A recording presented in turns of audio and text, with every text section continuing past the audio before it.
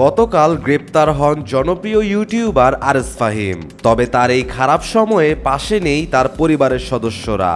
আজ সকালে নিজেদের সুরক্ষিত রাখতে ভারতে পালিয়ে যান আরএস ফাহিমের ছোট বোন এবং আরএস ফাহিমের স্ত্রী।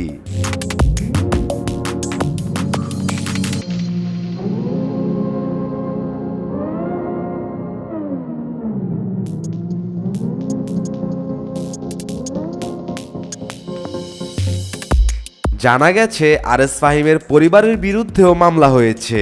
যে কোনো সময় তার পরিবারের নামে অ্যারেস্ট ওয়ারেন্ট বের হয়ে যাবে।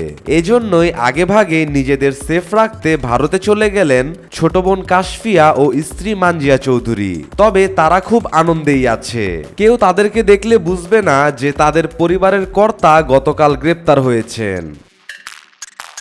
মানে বাহিরে এসেও নিজের আসল রূপ ঢাকতে পারবো না, আর আমি সবাইকে শুনিয়ে গান গাবো। साथ साथ चलते चलते हाथ छूट जाएंगे ऐसी राहों में मिलो ना।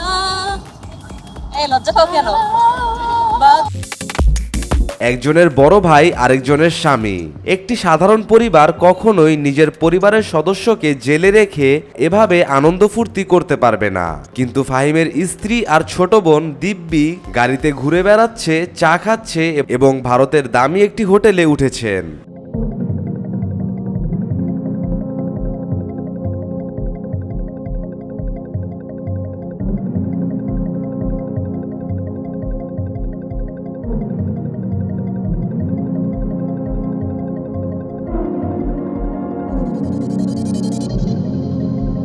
আসলে আরএস ফাহিম হয়তো পরিবারের বাইরে অনেক মানুষের মনেই জায়গা করে নিয়েছেন, কিন্তু নিজের পরিবারের সদস্যদের মনে 1 ইঞ্চি জায়গাও তিনি করতে পারেননি।